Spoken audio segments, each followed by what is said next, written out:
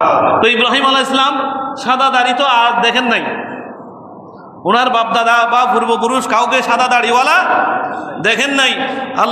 আল্লাহর কাছে জিজ্ঞাসা করলেন যে ইয়া আল্লাহ, এখানে একটা দাড়ি তো সাদা হয়ে গেছে, মা হাজা, এটা কি, এটা এরকম হলো কেন?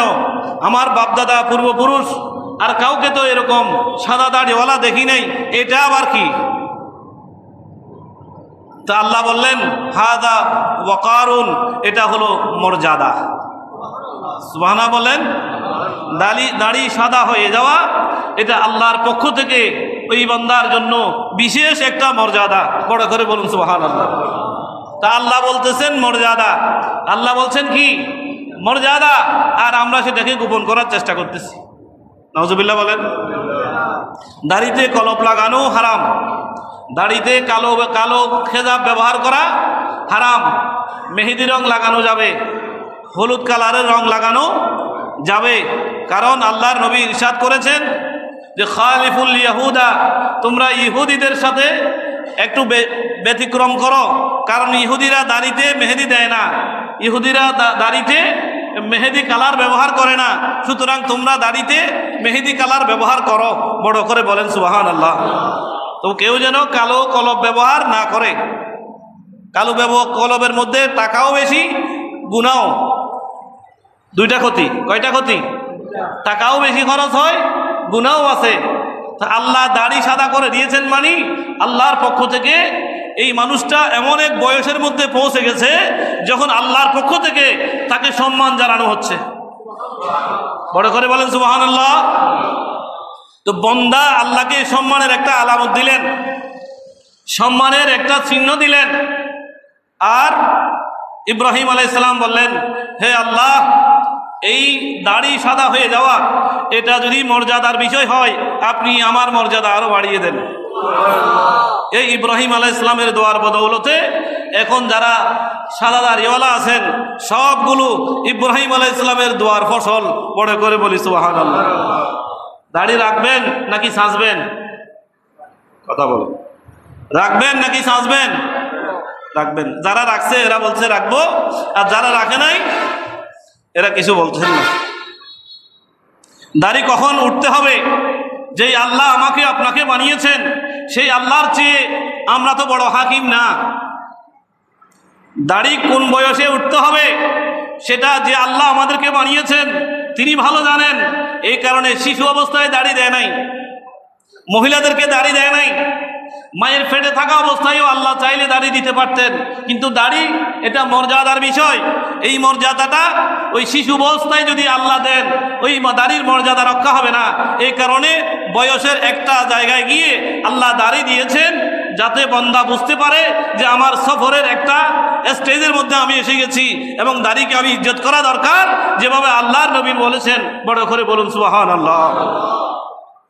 দাড়ির কথা বললে অনেক যুবক গোসা হয়ে যায়, অনেক যুবক রাগ করে। মালাকুল মউত কখন হাজির হবে আমরা কি জানি? জানি না। যে কোনো টাইমে মালাকুল মউত হাজির হয়ে যেতে পারে। এখন কবরের মধ্যে সওয়াল জবাবে নবী যখন হাজির হবেন, নবী যখন উম্মতের জন্য হাজির হয়ে যাবেন, নবী দেখবেন আপনার চেহারাতে কি নাই, দাড়ি নাই, তো নবী সন্তুষ্ট হবেন নাকি অসন্তুষ্ট হবেন? সুতরাং এটা ক্যালকুলেশন করে, এটা বিচার করে সিদ্ধান্ত নেওয়ার সময় এসেছে যে দাড়ি রাখিয়ে দেব। দাড়ি রেখে দিলে সাইন্টিফিকভাবেও উপকার আছে, চিকিৎসা বিজ্ঞানের দৃষ্টিতেও কি আছে? উপকার আছে। দাড়ি রেখে দিলে চেহারার যে সেলগুলো আছে এই সেলগুলো ঠিক থাকে। এই চেহারার সেলগুলোর কারণে চোখের জ্যোতি ঠিক থাকে, এই সেলগুলোর কারণে যুবকের যৌবন ঠিক থাকে, এই সেলগুলোর কারণে আল্লাহর পক্ষ থেকে শুধু দাড়ির কারণে তার উপর বিশেষ রহমত নাজিল হয়। আল্লাহর নবীর এক সাহাবীর শুধুমাত্র একটা দাড়ি ছিল, পুরা মুখের মধ্যে দাড়ি ছিল কয়টা? একটা। তো ওই একটা দাড়ির মধ্যে নূরের ফেরেশতারা ওই লটকিয়ে লটকিয়ে খেলা করতো। ওই একটা দাড়িতে নূরের ফেরেশতারা ঝুলে ঝুলে খেলা করত। তো নবী করিম সাল্লাল্লাহু আলাইহি ওয়াসাল্লামার চোখে তো ফেরেশতা গোপন নাই। নবী করিম সাল্লাল্লাহু আলাইহি ওয়াসাল্লামা ওই সাহাবীর একটা দাড়িতে ফেরেশতার ঝুলন্ত প্রকৃতি দেখে, ঝুলন্ত অবস্থা দেখে ফেরেশতা খুশি হয়ে নাচতেছে, খেলা করছে, এটা দেখে নবী হাসছেন। বড় করে বলেন সুবহানাল্লাহ। ওই সাহাবী মনে করেছেন যে আমার একটা দাড়ি বিদায় নবী মনে হয় একটা দাড়ির কারণে মনে হয় আমি তুচ্ছ তাচ্ছিল্যের শিকার হলাম। সে গিয়ে পরের দিন ওটা কেটে ফেলেছে। ওটা কেটে যখন ফেলেছে, ফেরেশতা আর আছে নাই, ফেরেশতা নারাজ হয়ে চলে গেছে। তো পরের দিন যখন নবী করিম সাল্লাল্লাহু আলাইহি ওয়াসাল্লামের সামনে এসেছে, ওই সাহাবী মনে করেছে যে আমার একটা দাড়ি এখন নাই, নবী এখন আমাকে নিয়ে আর হাসবে না। নবী তার থেকে চেহারা ফিরিয়ে নিলেন। নাউজুবিল্লাহ বলেন। তো নবী যদি কোনো উম্মত থেকে চেহারা ফিরিয়ে নেয়, ওই উম্মতের জন্য বড় খারাপই আছে। ওই উম্মতের জন্য বড় কি আছে? কোনো বাবা যদি ছেলের দিক থেকে চেহারা ফিরিয়ে নেয়, এই ছেলের জন্য খারাপই আছে। কোনো মা যদি সন্তান থেকে মুখ ফিরিয়ে নেয়, ওই সন্তানের জন্য খারাপই আছে। কোনো ওস্তাদ যদি ছাত্রের কাছ থেকে চেহারা ফিরিয়ে নেয়, ওই ছাত্রের জন্য খারাপই আছে। ঠিক অনুরূপভাবে নবী যদি কোনো উম্মতের কাছ থেকে চেহারা ফিরিয়ে নেয়, সবচেয়ে বড় খারাপই আছে। তো আমি বিনয়ের সাথে আরজ রাখবো, মুসলমান হিসেবে, নবীর উম্মত হিসেবে এখন সিদ্ধান্ত নেন যে আমরা আর দাড়ি আসবো না, সুন্নাত মোতাবেক দাড়ি রাখার চেষ্টা করব। আল্লাহ তৌফিক দান করুক। বড় করে বলুন আমিন। যখন দাড়িগুলো সাদা হতে হতে হতে পুরাটা সাদা হয়ে যায়, তাহলে আপনার কাছে আল্লাহর পক্ষ থেকে মেসেজ এসে গেছে, আপনার যাওয়ার চূড়ান্ত সময় এসে গেছে। আমরা একটু চিন্তা করি না যে আমাদের বয়সের অনেকেই কবরে চলে গেছে, অনেকেই আমাদের বয়সের আরো আগে কবরে চলে গেছেন। সুতরাং এই সংক্ষিপ্ত সময়ের মধ্যে আমরা যাতে আল্লাহকে রাজি করতে পারি, রাসূলকে রাজি করতে পারি, এই আল্লাহ এবং রাসূলকে রাজি করার জন্য রোজা আমাদের উপরে ফরজ করে দেওয়া হয়েছে। বড় করে বলুন সুবহানাল্লাহ।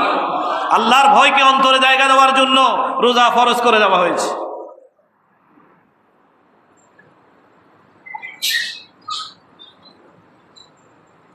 বনি ইসরাইলের এক লোক খুবই দুষ্ট প্রকৃতির ছিল, জালেম প্রকৃতির ছিল। বনি ইসরাইলের এক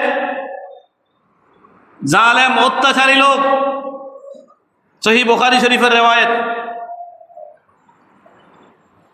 সারা জীবনে ভালো কিছু করে নাই, মানুষকে কষ্ট দিত। তখন সে জানে মৃত্যুর পর তার বোঝাপড়া বড় খারাপ হবে, মৃত্যুর পর তার বোঝাপড়া বড় খারাপ হবে। যখন মৃত্যু হাজির হয়েছে, সে তার ছেলে সন্তানদেরকে বলল, হযরত আবু হুরায়রা রাদিয়াল্লাহু তাআলা আনহু রিওয়ায়াত, কানা রাজুলুন ইসরিফু আলা নাফসিহি, সে বড় জালিম ছিল। ফালাম্মা হাদারাহুল মাউতু ক্বালা লিবানিহি, যখন মৌত হাজির হয়ে গেল, সে তার সন্তানদেরকে বলল, ইদান আনা মৃত্যু ফাহরিকুনি, আমি যখন মরে যাব তোমরা আমাকে আগুন দিয়ে জ্বালিয়ে ফেলবে, তোমরা আমাকে আগুন দিয়ে জ্বালিয়ে ফেলবে। সুম্মা হানুনি সুম্মা দারুনি ফুররিহে, জ্বালিয়ে সেগুলোকে ভালো করে পাউডার বানাবে, ভালো করে পাউডার বানিয়ে ফেলবে। সুম্মা দারুনি ফুররিহে, এরপর আমাকে বাতাসে ছেড়ে দিবে। ফাওয়াল্লাহি লাইন কাদুরা আলাইয়া রাব্বি, সে বলছে আল্লাহর কসম করে বলছি, আমাকে যদি আল্লাহ পায়, আমাকে যদি, তার মানে আল্লাহ তো পাবেই, আল্লাহ তো পাবেই। সে বলছে ফাওয়াল্লাহি, আল্লাহর কসম করে বলছি ও আমার সন্তানরা, লাইন কাদুরা আলাইয়া রাব্বি, আমাকে যদি আল্লাহ পায়, লা ইউআযিবুনি আযাবান মা আযাবাহু আহাদান, আমাকে আল্লাহ এমন শাস্তি দিবেন আর কাউকে এমন শাস্তি দিবেন না। সুতরাং সন্তানরা আমার, তোমরা আমাকে মৃত্যুর পর জ্বালিয়ে ফেলবে এবং এই জ্বলন্ত ছাই বর্ষগুলোকে ভালোভাবে পাউডার করবে, পাউডার করবে, পাউডার করে বাতাসে ছেড়ে দিবে। ফালাম্মা মাতা ফুইলা বিহি যালিকা, এই জালেম যখন মৃত্যুবরণ করেছে, তার ফরমায়েশ অনুযায়ী সন্তানরা তাই করেছে। আগুন দিয়ে জ্বালিয়ে তার এই দেহের ছাই বর্ষগুলোকে পাউডার করে বাতাসে উড়িয়ে দিয়েছে। এরপর ফামার আল্লাহুল আরদা, আল্লাহ জমিনকে নির্দেশ দিলেন, ফাকাল আজমি মা ফীকে মিনহু, হে জমিন, পানি তোমাদের মধ্যে ওই ব্যক্তির শরীরের অংশ যেখানে যেখানে আছে সবগুলো এক জায়গায় হয়ে যাও। সুবহানাল্লাহ বলেন। সবগুলো এক জায়গায় হয়ে যাও। ফাফআলাত, জমিন আল্লাহর নির্দেশ পেয়ে যেখানে যেখানে তার ওই ছাই বর্ষগুলো গিয়েছে সব জায়গা থেকে এসে এক জায়গায় হয়ে গেল। ফাইদান হুয়া কায়িমুন, তখন ওই জালেম আল্লাহর দরবারে সোজা দাঁড়িয়ে গেল। সুবহানাল্লাহ বলেন। ফাকালা মা হামালাকা আলা মা সনাতা, তুমি যা করেছ এটা কেন করেছ? হে আমার বান্দা, তুমি যে কাজ করার জন্য ওসিয়ত করেছ, মৃত্যুপূর্ব ওসিয়ত, এটা কেন করেছ?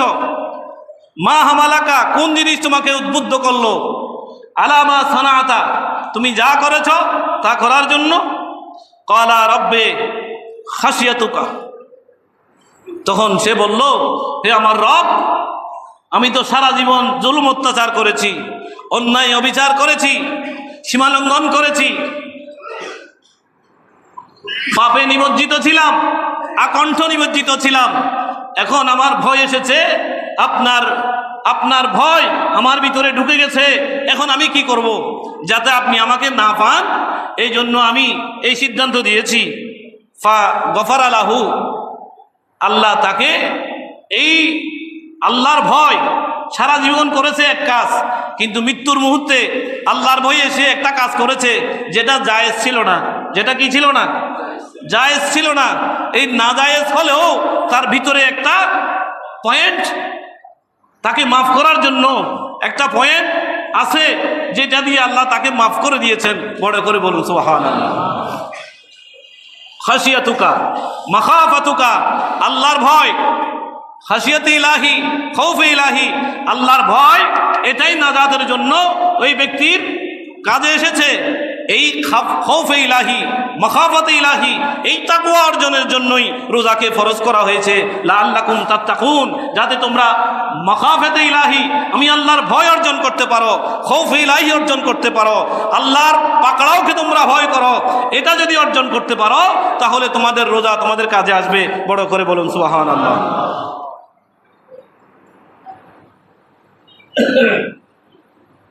ওই ওসিয়ত পূরণ করা জায়েজ নাই, শরীয়ত যেটা জায়েজ রাখে নাই। মৃত্যুর পূর্বে অনেকেই অনেক ধরনের ওসিয়ত করে যায়, কিন্তু ওয়ারিসরা বুঝে না বুঝে সেগুলো বাস্তবায়ন করার জন্য কোমর বেঁধে নেমে যায়। কিন্তু শরীয়তের মাসালা হচ্ছে, শরীয়ত কতগুলো ক্ষেত্র সীমানা, বাউন্ডারি বাউন্ড করে দিয়েছে, রেস্ট্রিক্টেড করে দিয়েছে। ওর বাইরে ওসিয়ত পূরণ করার দরকার নাই। বড় করে বলেন সুবহানাল্লাহ। কেউ ওসিয়ত করলো আমার সমস্ত সম্পদ ওই লিল্লা বোর্ডিংয়ে দিয়ে দিবে, আমার সমস্ত সম্পদ মসজিদে দিয়ে দিবে, আমার সমস্ত সম্পদ মাদ্রাসায় দিয়ে দিবে, এটা অনেক সময় মৃত্যুর পূর্ব মুহূর্তে মৃত ব্যক্তি সম্পদশালী হলে এরকম বলে যায়। এটার নানা কারণ আছে। হয়তো তিনি আল্লাহকে রাজি করার জন্য বলছেন, অথবা সন্তানদের উপর নারাজ হওয়ার কারণে এরকম বলছেন, এটা হতে পারে। সন্তান কেউ দেখতেছে না, তখন তিনি রাগ করে বলে আমার সমস্ত সম্পদ মাদ্রাসায় দিয়ে দিলাম। কিন্তু শরীয়ত বলতেছে না, 3 ভাগের 1 ভাগ দান সদকা করতে হবে, ওসিয়ত বাস্তবায়ন করতে হবে সম্পদের 3 ভাগের 1 ভাগ থেকে। বড় করে বলেন সুবহানাল্লাহ। কেন? এই সন্তানগুলো ফকির থাকার চেয়ে ধনী থাকা উত্তম। সন্তানদের জন্য যদি কোনো সম্পদ মা এবং বাবা রেখে না যায় তাহলে সন্তানরা ফকির হয়ে যাবে, মিসকিন হয়ে যাবে, অর্থনৈতিক টানাপোড়েনের মধ্যে পড়বে। এই জন্য শরীয়ত নির্ধারিত সীমানা, বাউন্ডারি দিয়ে দিয়েছেন। কারণ মরার আগে অনেক সময় সাকরাতের কারণে, ছেলেদের প্রতি নারাজ থাকার কারণে, অথবা আল্লাহকে বেশি রাজি করার উদ্দেশ্যে নানা কারণে তিনি হয়তো বলতে পারেন যে আমার সমস্ত সম্পত্তি ওই ওয়াকফ করে দিলাম। এরকম সাহাবীর মৃত্যুর সময় আল্লাহর নবী হাজির হয়েছেন। ওই সাহাবী বললেন, ইয়া রাসূলুল্লাহ, আমার সমুদয় সম্পদ আল্লাহর রাস্তায় ওয়াকফ করে যেতে চাই। নবী বললেন না। তারপর বললেন, ইয়া রাসূলুল্লাহ, অর্ধেক সম্পদ আমি ওয়াকফ করে দিতে চাই আল্লাহর রাস্তায়। নবী বললেন না। তাহলে ইয়া রাসূলুল্লাহ কি করব? এবার আমি আর কিছু বলবো না। নবী বললেন, 3 ভাগের 1 ভাগ, তোমার সম্পদের 3 ভাগের 1 ভাগ সম্পদ থেকে তুমি আল্লাহর রাস্তায় ওয়াকফ করে দিবা, এটাই বেশি। সুবহানাল্লাহ বলেন। 3 ভাগের 1 ভাগ সম্পদ ওয়াকফ করে দেওয়া, এই ওয়াসুলুস হাদিসের লফজ ওয়াসুলুসু কাসীরুন, 3 ভাগের 1 ভাগ দান করবা, এটাই বেশি দান। বড় করে বলুন সুবহানাল্লাহ। তো আল্লাহ পাক রব্বুল আলামিন এই যে ওসিয়ত, এখান থেকে আবার কেউ নাজায়েজ কাজের ওসিয়ত করে যাবেন না। এটা হাদিসের মধ্যে এসেছে শুধু ওই মাসালাটা বোঝানোর জন্য যে খৌফ ইলাহি, খাশিয়াত ইলাহি, আল্লাহর ভয় যদি বন্দার মধ্যে থাকে তো আল্লাহ দেখেন বন্দাকে পার করার জন্য কোনটা পাওয়া যায়, এটা পাওয়া গেছে, এটা দিয়ে আল্লাহ তাকে মাফ করে দিয়েছেন। বনি ইসরাইলের ঘটনা সহিহ বুখারী শরীফের মধ্যে এসেছে। আল্লাহ আমাদেরকে মাফ করে দিক। বড় করে বলুন আমিন। রমজান মাস পেয়েছে কিন্তু জান্নাত লাভ করতে পারে নাই, এদের জন্য বদদোয়া। মিম্বরের মধ্যে দাঁড়ানো অবস্থায় জিবরিল আমিন এসে কানে কানে বলেছেন, রাসূল আমিন বলেছেন 3টি বিষয়ে। তার মধ্যে একটি বিষয় হচ্ছে রমজানের রোজা পেয়ে যারা গুনাহগুলো মাফ করিয়ে নিতে পারলো না, রমজানের রোজা পেয়ে যারা জান্নাত লাভ করতে পারলো না, আল্লাহ এবং রসুলকে লাভ করতে রেজামন্দি লাভ করতে পারলো না, তাদের জন্য ধ্বংস অনিবার্য। নবী আমিন বলেছেন। তা আমরা যেন সেই ধ্বংসশীলদের অন্তর্ভুক্ত না হই, কামিয়াবদের অন্তর্ভুক্ত যেন হই। আল্লাহ আমাদেরকে তৌফিক দান করুক, আমিন। এবং এতেকাফ মসজিদে মসজিদে থাকতেছে, আল্লাহ যেন সবার এতেকাফ কবুল করেন। অনেকে এতেকাফে থাকার ইচ্ছা নাই, আসতে পারেন নাই, ইচ্ছা নাই, আসতে পারেন নাই। আবার অনেকের ইচ্ছা আছে, তারপরও আসতে পারেন নাই। কারণ এতেকাফ হচ্ছে আল্লাহর ঘরের মেহমান হওয়া। মুতাকিফ মানে আল্লাহর ঘরের মেহমান হওয়া। তো এটা আল্লাহর ঘরের মেহমান যেহেতু হয়েছে, এটা 1 জন থাকুক 10 জন থাকুক, পুরা এলাকার পক্ষ থেকে তারা জিম্মাদারি পালন করতেছেন, তাদের জন্য দোয়া করতে হবে যাতে তাদের এতেকাফ কবুল হয়। তাদের এতেকাফ কবুল হলে আপনার জিম্মাদারিও আদায় হবে, তাদের এতেকাফ কবুল না হলে আপনার জিম্মাদারিও আদায়। কিন্তু আমরা করি কি, ওই চার দোকানে বসে বসে সমালোচনা, চার দোকানে বসে বসে অনেকেই তারিফ করেন, ভালো আলহামদুলিল্লাহ, আপনার জিম্মাদারিতে পালন করতেছে, কিন্তু না করবে কি সমালোচনা। সমালোচনা করবেন না। অনেকেই বলেন এতেকাফের মধ্যে আছে শুধু ঘুমাই। আরে এতেকাফের মধ্যে থেকে ঘুমাইলেও তো ইবাদত। এতেকাফের মধ্যে থেকে কথা বলেন না, ঘুমাইলেও ইবাদত। আপনি সমালোচনা করছেন, আগে মসজিদে আসেন, ঢুকেন, 10 দিন থাকেন, তারপরে বুঝবেন। 10 দিন 10 রাত একটা খাঁচার মধ্যে বন্দী থাকেন, তারপরে বুঝবেন যে না, সমালোচনা করা তো কি হয় না, ঠিক হয় নাই। নবী করিম সাল্লাল্লাহু আলাইহি ওয়াসাল্লাম যখন এতেকাফ শুরু করেছেন, ওয়াফাত শরীফ পর্যন্ত কোনো বছর এতেকাফ ছাড়েন নাই। বড় করে বলেন সুবহানাল্লাহ। আমাদের ব্যস্ততার এবং অজুহাতের তো শেষ নাই। ব্যস্ততা এবং অজুহাতের কি নাই, শেষ নাই। বললে এটা আছে, ওইটা আছে, কত ধরনের, কত আমরা এই টার্মস কন্ডিশন দেখিয়ে ওই ইমাম এবং খতিবকে বুঝ দেব যে আমার ব্যস্ততা আছে। মালাকুল মউত যখন আসবে তখন দেখাতে পারবেন ব্যস্ততা? দেখাতে পারবেন? পারবেন না। তবে এখন আগের চেয়ে কিছুটা পরিবর্তন এসেছে। আগে তো যাদের বয়স 70-80 তাদেরকে মসজিদে ঢুকে দিয়ে সবাই আলহামদুলিল্লাহ বলতো, এখন জওয়ানরাও আসতেছে, আলহামদুলিল্লাহ বলেন। পরিবর্তন আসতেছে, পরিবর্তন। আগে ওই সমাজে আমরা দেখতাম ছোটবেলায় এসকেরাব, যেগুলো এই এসকেরাবগুলোকে মসজিদে ঢুকাই দিত, বলতে এতেকাবে রাখছি, এতেকাবে 700-800 টাকা দিত। তো এসকেরাবগুলো যেগুলো এই উজু করতে আর উজু করে আর যায়, এরকম এসকেরাব দিয়ে তো নামাজ হচ্ছে কিনা তো সন্দেহ আছে। এতেকাবের জিম্মাদারি সবার, এতেকাবের জিম্মাদারি সবার। সুতরাং সবাই সহযোগিতা করবেন, সবাই কি করবেন, সহযোগিতা করবেন। এবং এতেকাবে থাকা অবস্থায় হযরত মা আয়েশা সিদ্দিকা রাদিয়াল্লাহু তাআলা আনহা মহিলা হয়েও ওই নবী এতেকাবে থাকতেন, নবীর মাথা মুবারকে তেল লাগিয়ে দিতেন, নবীর মাথা মুবারক আশ্রয় দিতেন। বড় করে বলেন সুবহানাল্লাহ। তাহলে মহিলা হয়েও এতেকাবে সহযোগিতা করেছে, আর আমরা করতেছি সমালোচনা। আমরা করতেছি কি? সমালোচনা। আবার অনেকে বলবে এতেকাবে যারা আছে খালি খায় আর খায়, খালি বলে কিনা, আরে খাওয়ার জন্য তো এতেকাব থাকে না, কিন্তু খানার দরজা তো আল্লাহ খুলে দিয়েছেন। সুবহানাল্লাহ বলেন। আর ইবাদত করতে হলে আল্লাহর নবী এতেকাবে থাকার জন্য কোমর বাঁধি নামতেন। এতেকাবে থাকার জন্য কেমনে নামতেন? কোমর বেঁধে নামতেন। যখন কোনো মজবুত কাজ হয়, কঠিন কাজ হয়, তখন যারা কাজ করে আগে কোমরটাকে কি করে? শক্ত করে বাঁধে, যাতে ফ্যানের নেয়ার খুলে না যায়, লুঙ্গির গিট যাতে খুলে না যায়, শক্ত করে বাঁধে। তো হাদিসের মধ্যে এসেছে এই এতেকাফের আগে নবী করিম সাল্লাল্লাহু আলাইহি ওয়াসাল্লাম এই ইবাদতের জন্য কোমর বেঁধে নামতেন। বড় করে বলেন সুবহানাল্লাহ। তো কোমর বেঁধে নামার মধ্যে খাওয়াও একটা আছে। ইবাদত করতে কষ্ট আছে, ইবাদত করতে কি আছে? কষ্ট আছে। এই কষ্টের ইবাদতের জন্য ভালো করে খেতেও হবে, ভালো করে খেতে হবে। আপনারা যে যেখান থেকে পারেন মোতাকিবদের জন্য হাদিয়া পাঠাবেন। মোতাকিবের জন্য কি পাঠাবেন? হাদিয়া না পাঠালে যে মোতাকিবরা না খেয়ে থাকবে এমন না। হাদিয়া পাঠাবেন আপনার প্রয়োজনে, হাদিয়া পাঠাবেন আপনার প্রয়োজনে। এতেকাবদেরকে যদি সম্মান করেন তো আল্লাহর মেহমানকে সম্মানিত করলেন, আল্লাহর মেহমানকে ইজ্জত করলেন, আল্লাহর মেহমানকে মেহমান নওয়াজি করলেন। তা আল্লাহর মেহমানকে মেহমান নওয়াজি করলে আল্লাহ খুশি হবে। সুবহানাল্লাহ বলেন। আপনার ঘরে যারা আছে বন্দা বন্দার ঘরে থাকতেছে, আর মোতাকিব যারা বন্দা আল্লাহর ঘরে থাকতেছে। সুবহানাল্লাহ বলেন। যাদের সহি শুদ্ধ ইখলাস সহকারে এতেকাফ আদায় হয়, পুরো এলাকার উপরে গজব উঠে যায়, রহমত নাজিল হয়, এবং পুরো এলাকাবাসীর গুনাহ আল্লাহ এই এতেকাফের উসিলায় মাফ করে দেয়। এবং বাইহাকি শরীফের হাদিসের মধ্যে এসেছে, যার এতেকাফ সহি শুদ্ধভাবে হয়েছে তাকে 2 হজ 2 উমরার মকবুল সওয়াব তাকে দেওয়া হয়। বড় করে বলুন সুবহানাল্লাহ। তো আমরা যারা এখানে মসজিদে যারা এতেকাফে আছেন এবং পুরা এলাকাবাসী সবার জন্য আল্লাহ যেন মকবুল 2 হজ মকবুল 2 উমরার সওয়াব দান করেন। বড় করে বলুন আমিন। আজকে আমরা জুমাতুল বেদার খুতবা আদায় করব, কারণ আগামী জুমার দিনে জুমাতুল বেদাও পেতেও পারি, নাও পেতে পারি। যদি জুমাতুল বেদা আরও একটা পাই, ওই দিনেও আমরা একই খুতবা পড়ব। একই খুতবা 2 জুমাতে পড়লে কোনো অসুবিধা নাই। খুতবাদের মধ্যে কোরআন শরীফের আয়াত, হাদিস শরীফ, নির্দিষ্ট নসিহত, সাহাবায়ে কেরামের নাম, আহলে বাইতের নাম থাকলে খুতবার হক আদায় হয়ে যায়। আর যদি আমরা আজকে না পড়ি, যদি ছুটে যাই, তাহলে মনে কষ্ট থেকে যাবে। এই কারণে আমরা জুমাতুল বেদা আদায় করব।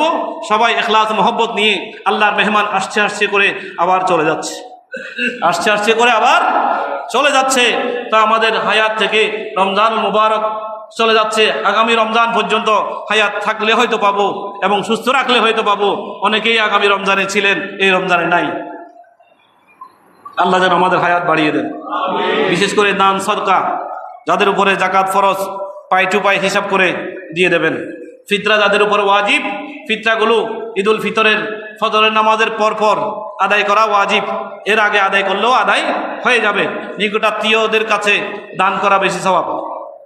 জাকাতের টাকা দেওয়ার সময় বলতে হবে না জাকাত, বলতে হবে না এটা জাকাতের টাকা, বলতে হবে না।